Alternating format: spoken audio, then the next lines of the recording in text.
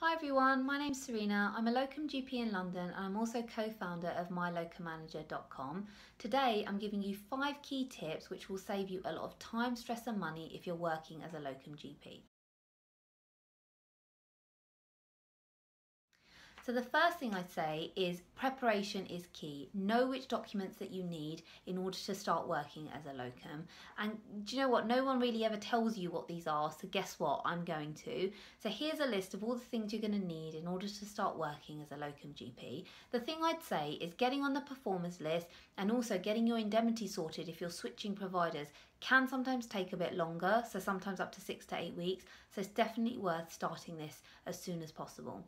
So the other thing I say is for your CRB or DBS check, see if you can get this to renew online via direct debit. It will save you a lot of hassle in the long run. So my next tip is regarding indemnity. Now we know indemnity costs are spiralling, so it's really important to shop around.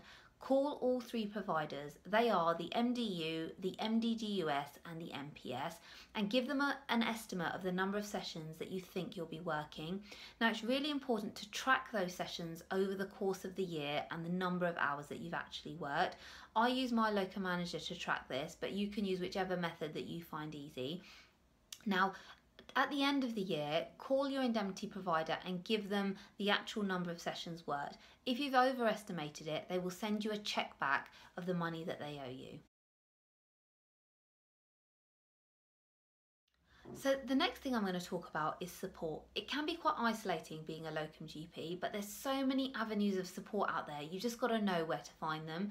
The first thing I'd say is there are a number of fantastic GP-only Facebook groups which are definitely worth signing up for. So these include GP Life After VTS Facebook group, TICO's GP group, Resilient GP and GP Survival. Now other areas of support include your CCG and LMC. Email them, get on their locum list. They will email you jobs, they'll give you educational events, so it's definitely worth being part of them. If you need specific information or support about being a locum, check out the resources section of the website. You'll find everything that you need there. Now, the next thing I'd say is it's really important as a locum GP to manage and keep on top of your locum admin. So you're going to be in charge of your invoices, your pension forms, your expenses, and it is really important to have a way of managing these effectively. So my Locum Manager does this all for you online, but you can use any method that you feel is appropriate. So whether you're working as a GP who finds work directly through practices or whether you're doing agency work, it's really important to keep a meticulous record of your income and expenses, because the HMRC will require you to keep those records for between 5 and 7 years, and they're really important, especially if you have a tax investigation, but also that information is key for your annual tax return. So just whatever method you use, just make sure you document regularly, meticulously, and you have those records in a way that you can access them for 7 years. So the next thing I want to talk about is management of your time and work as a locum. So it's really important that you and the practices that you work for know what's expected of each other. So I'd recommend having a set of terms and conditions in place so that both of you know where you stand. The other thing I'd say about time is if you're new to locum work, then it's definitely worth asking the practice for extra catch-up slots.